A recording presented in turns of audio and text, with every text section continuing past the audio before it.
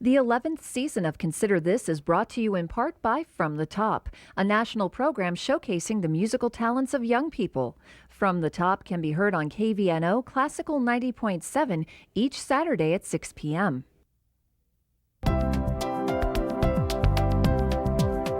Consider This, a program of issues and information behind today's news. Once again, from the campus of the University of Nebraska at Omaha, here is your host, Kathy Wyatt. Statistics show that teen drivers are at risk. According to the National Conference of State Legislators, in the year 2000, those between the ages of 15 and 20 accounted for 7% of the driving population, but are involved in 14% of all fatal crashes. Hi everyone, I'm Kathy Wyatt. Welcome to this week's edition of Consider This. Our topic, a graduated licensing system.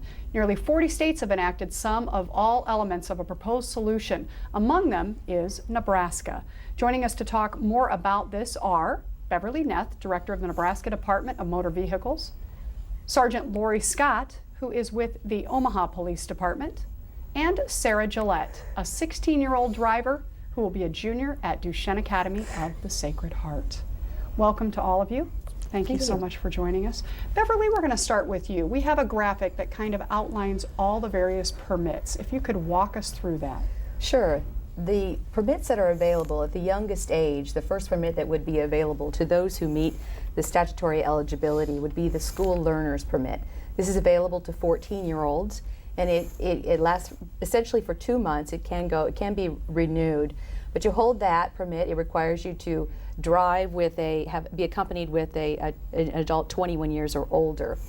Then your second opportunity is your first opportunity then is at 14 years and 2 months.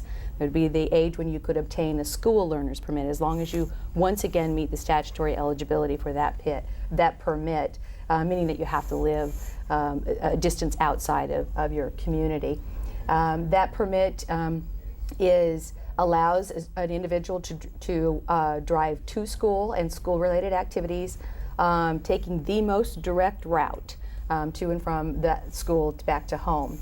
The third opportunity then is a learner's permit, and this is a permit that is obtained at age 15.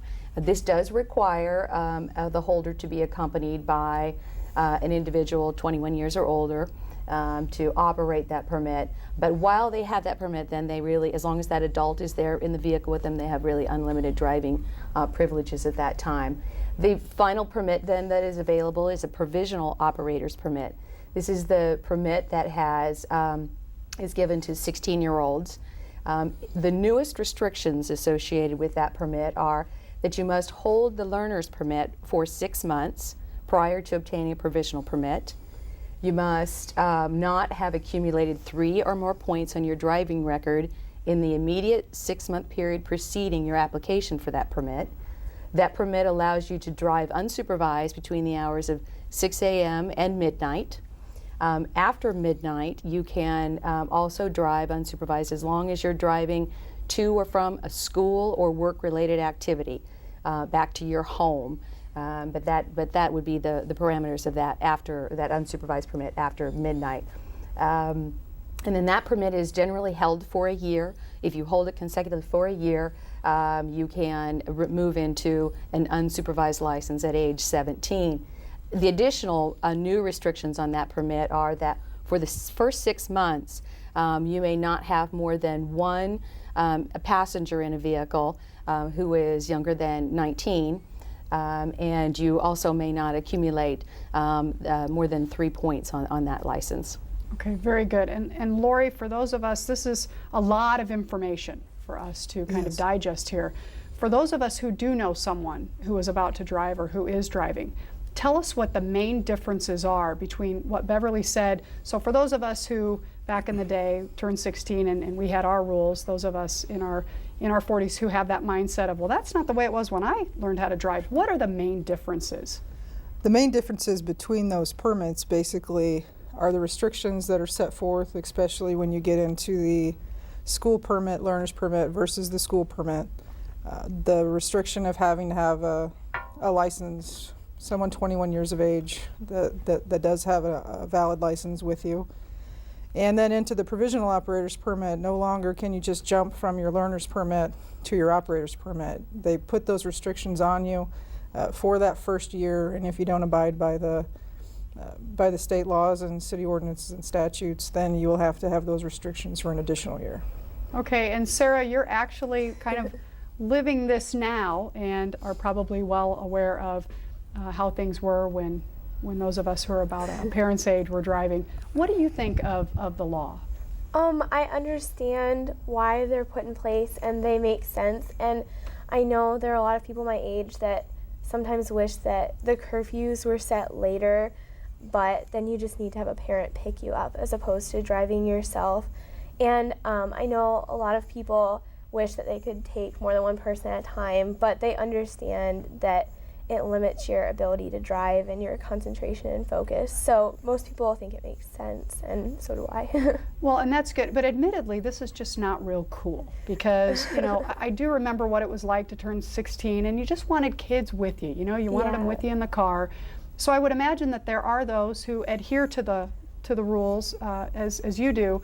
But do you find, being in that circle, without mentioning any names, that there are students who actually don't abide by it, and why aren't they doing that? I think that teenagers want to be social and want to be able to take people wherever they want to go, and so everyone can be together. So I think the main rule that's broken would have to be the one person at a time in the car. And I mean, they still, as far as I know, drive really safely. It's against the rules, and they wish that could be changed. Mm-hmm. And understandably so. And Beverly, you know, from their perspective, not from mine, but Beverly, talk to us a little bit about the parents out there. What type of feedback have you received from parents, knowing that these laws have changed a bit for it? You know, what's been the general? Well, really the feedback from parents, and I think the general public, certainly I think we're all in favor of making certain that children who are out on the roadways, or either as passengers in vehicles or operating those motor vehicles, are safe and secure when they're in those vehicles. We haven't gotten a tremendous amount of direct feedback from parents. The one thing we have heard is that the additional restrictions of holding the learner's permits have caught some parents off guard. And so the 16-year-old has gone to attempt to apply for the provisional permit, and they're not quite there yet. They haven't met that statutory requirement to obtain that provisional permit, and so they're a little delayed in receiving that document. That does give them some additional driving privileges. The one thing that I did forget to add that is new, and it goes across all of these permit types, is the restriction on the use of wireless devices, my kids, and that's something that I think has certainly come to the forefront more recently. We've seen some fairly high-profile accidents where the younger driver was engaged in texting or talking on the cell phone. Those are very serious distractions and can really limit the ability to pay attention to the main focus, which should be driving. Lori, how much of that do we actually see with the texting and the cell phones? And I think we see it a lot. As far as how many crashes are attributed to that and how you can actually prove whether or not that act was happening is probably our biggest challenge. But without question, I think that on a normal day, any of us see that, and not even from that population itself, but from the whole population, the whole driving population. I think we see an abuse of texting and cell phone, and that totally just distracts you from the responsibility of driving a motor vehicle. Okay, so for the sake of maybe those who missed it the first time, what is the exact law when it comes to cell phone usage, texting, and so forth? What do these kids need to be knowing? Go ahead. For a provisional operator's permit, within the first 6 months of them holding that, they cannot use an electronic device or while operating a motor vehicle, and whether that be anything from a cell phone to whatever other kind of devices, an MP3 player, any type of devices that have some type of electronic basis within the first 6 months of them holding that particular permit, they are forbidden from driving and utilizing one of those electronic devices as a whole, and that also abides to the passenger restrictions as well.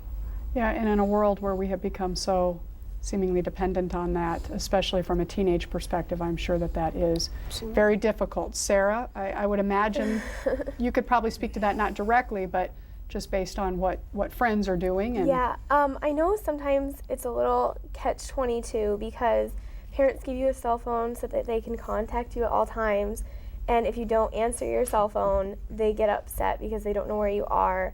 But if you're driving, you're not supposed to answer your cell phone. So you're kind of breaking a rule either way, whether you answer or you don't while you're driving. So I know that's something a lot of kids struggle with. And my parents know that I will get to a safe place where I can pull over into a parking lot and talk to them, so they don't panic when I don't answer right away if they know I'm driving. Exactly. I think you bring up a great point. There's that whole mindset of immediacy. I've got to pick it up. It's ringing. Yeah. When in essence you can find a safe place to pull off and your phone will indicate who called, and you can certainly return that call in more of a safe fashion. So very good advice from that perspective. What have we seen, Lori, in the way of statistics? This was obviously designed to make the roadways much more safe. And so since all of this was kind of brought about, what have you seen yourself in the way of changes that have occurred? I don't know if I have all of the statistics as the Department of Motor Vehicles would, as far as from a statewide perspective. From an Omaha perspective, since implementing some of the programs that we have seen a decrease in crash rates involving the 15 to 18-year-olds. As a matter of fact, the injury crash rates have decreased by 20% since I came to the traffic unit in 2004. And our fatalities have actually increased by almost 40, or decreased by almost 40% within that, solely that particular age group. And I think that has to do with awareness, education, and then obviously the enforcement issues that Omaha has been really proactive in participating in. Very good. Beverly, did you want to add to that? Well, from a statewide perspective, in the age group 16 to 20-year-olds, in the 5 years preceding the adoption of the first graduated driver licensing law, which was 1999, there was a steady ascension of fatal and injury crashes involving 16 and to 20-year-olds, up to a high of just a little over 8,300 crashes in 1 year involving that age group.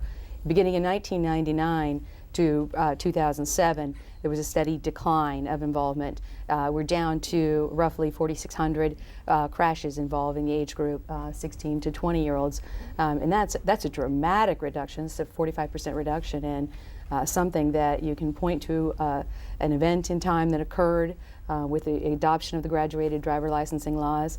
I guess we'll see what will happen with the additional restrictions and whether we'll see a further reduction. I think that's certainly the goal. And you mentioned education. All three of you, I'm sure, would be behind that. And there's something called Project Nightlife that, Lori, I know you are an expert on. Can you talk to us about that? Because it's about finding money, correct, to educate people on this very issue. Sure. Project Nightlife was started in 2005. It was a grant initiated by the Omaha Police Department, applied towards and receiving funding from the Nebraska Office of Highway Safety.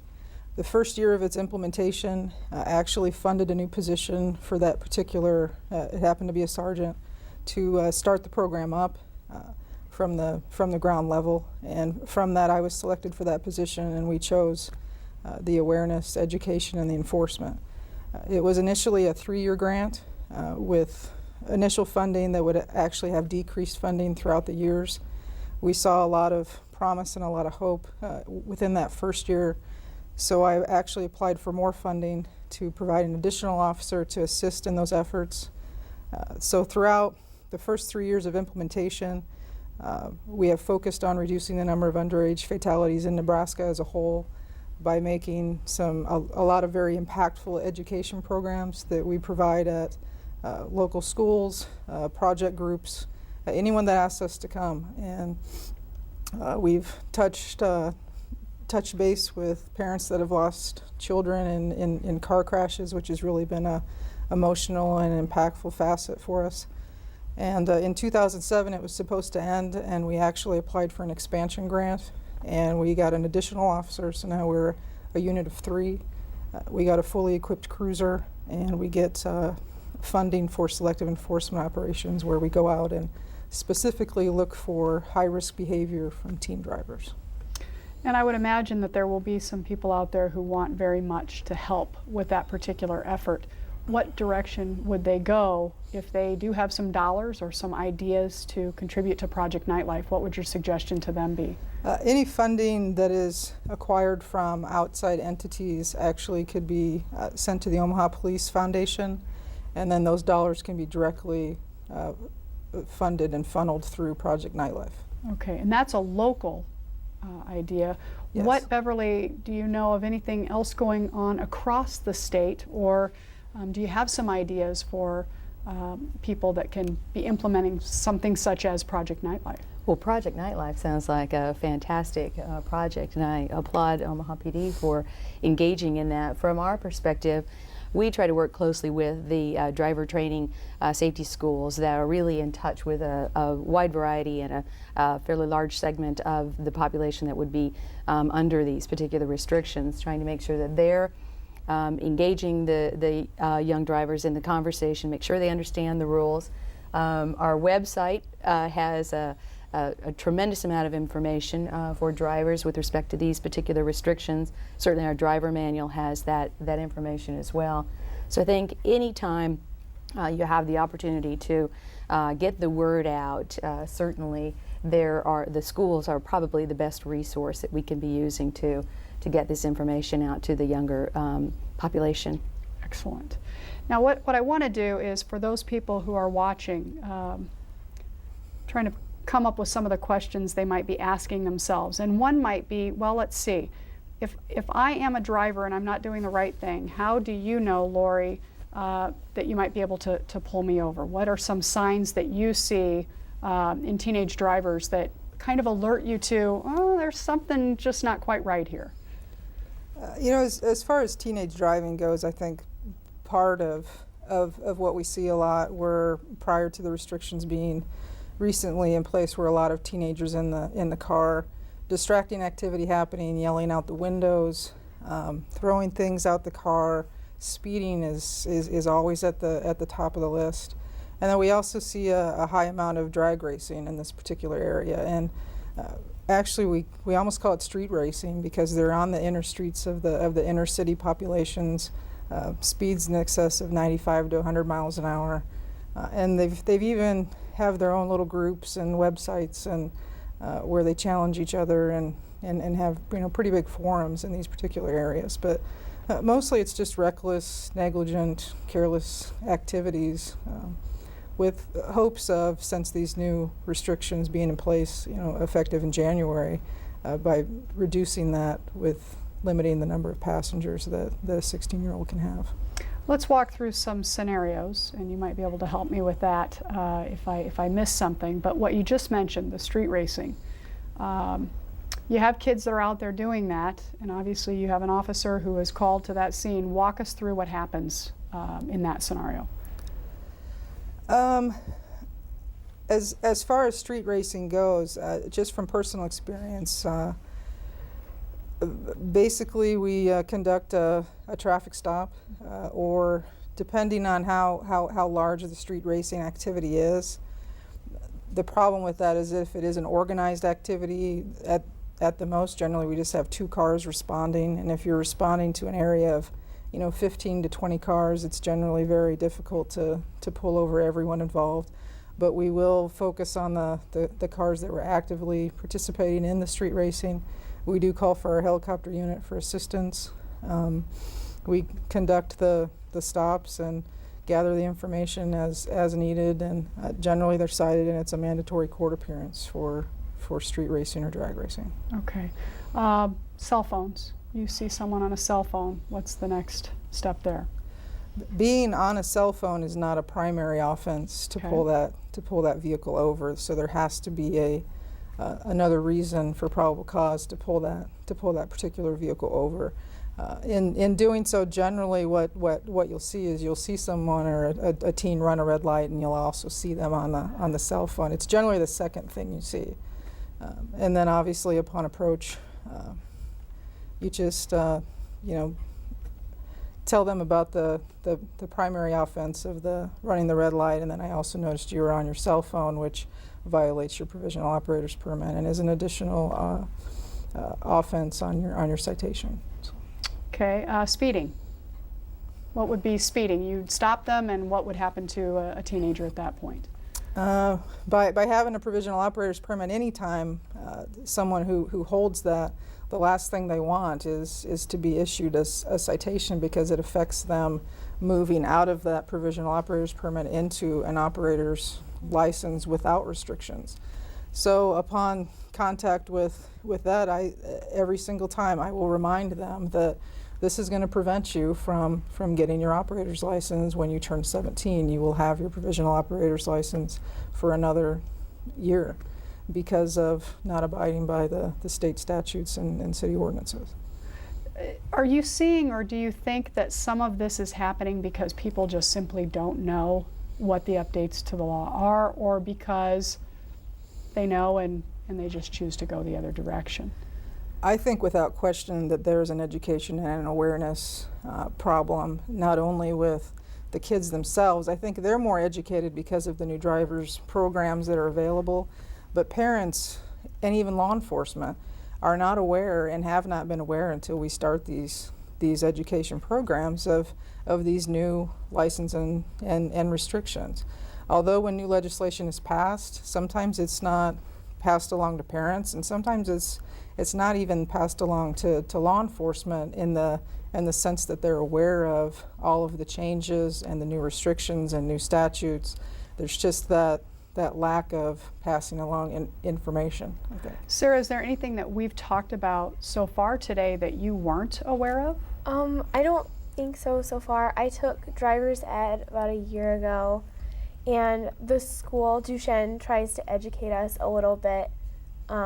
We have a program called RAD, Really Awesome Decisions, and they have a whole month of safe driving awareness, so they try to tell us little facts like that a lot. Along with your other stuff that you're... Yeah, just in announcements and like outside of class time, just as a whole school, they tell us that kind of stuff. Was there anything about your education overall that surprised you, or? Well, I moved here almost 2 years ago from the Washington, D.C. area, so some of the laws were different, so it was interesting seeing the differences and learning what was okay here and not okay there, or vice versa. It's interesting you bring that up, because Beverly, I did want to talk to you about what are some of the other states doing, what can we learn from what they're doing? Well, certainly there are differences between graduated driver licensing laws in all of the states. When you talk about what can we learn from what other states are doing, really Nebraska learned very early on from the other states. We looked at other states to develop the initial graduated driver licensing policy, because they had these laws in place earlier than Nebraska, and it allowed us to see that there really were statistics you could point to that it was having a positive effect on the young drivers. And so Nebraska chose to adopt really kind of a modified graduated driver licensing, where there were a set of restrictions, but not as onerous as some states have adopted. Some states have driving restrictions that begin as early as 9 p.m. to 6 a.m. And there are statistics that will show that a fairly large percentage, I think it's upwards of 25% of the crashes, and injury and fatality crashes that 16 to 20-year-olds are involved in happen between 9 p.m. and midnight. So they happen pretty early in the evening. So that is one of the restrictions. The other states as well have adopted a no passenger rule, where it doesn't matter if you have someone who's one person or someone who's a family member, you simply can't have other passengers in the vehicle with you. Those are the types of things that really, I believe, were the impetus to adopt the next round of graduated driver licensing that was adopted in the last the 2007, I believe, legislative session. So there are still further restrictions that could be placed via state laws, but what I would just like to say is for parents, if parents want and should want to be actively engaged in this activity with their children, this is probably the single most dangerous activity your child will engage in. And if the parent wants to place further restrictions on that child, there's absolutely no reason why they can't. Certainly that was a big part of the discussion with the passage of this last round. Was when you step back and look at what was adopted, there's nothing in this law that parents couldn't voluntarily enforce against their teenage drivers. Maybe it's easier if there's a state statute, but I certainly have had conversations with parents who have driving contracts with their children. Say you violate the rules, you don't engage in the behaviors we want, then we'll take the keys. Those are the options, I think, that are still available out there, and if people want to add further restrictions, then they should certainly invoke that kind of option. So like anything else, parental involvement is absolutely key. Lori, if you could, for those kids out there who are saying, that can't happen to me, I'm invincible, all the rest of it, you've seen a lot, obviously, Yes. in what you do. What would you say to the kids out there? The biggest thing that I can say is that, as Beverly mentioned, it is a big responsibility, and it is a responsibility that has to be taken seriously, and one mistake can affect their future and can affect someone else's future, and you can never take it back. And I think that truthfully, when they look at some of the things on the news and the kids that decided to drive too fast or with even a little bit of alcohol in them and just engage in some type of activity, and now they're burying one or two or three of their friends, that's what it's all about, and that's what can happen, and that's really what you have to be avoiding. And that's why every responsibility and every particular caution needs to be taken place when you get behind the wheel. It's not a game, it's definitely a freedom, but it's a freedom that comes with a lot of responsibility. Understandably so. Well, we do have a graphic that we want to put up to give people direction for where to go for more information. The Nebraska Department of Motor Vehicles, 402-471-3861, or you can log on to www.dmv.state.ne.us. Ladies, thank you so much for joining us today. We appreciate it, and we'll see you next week.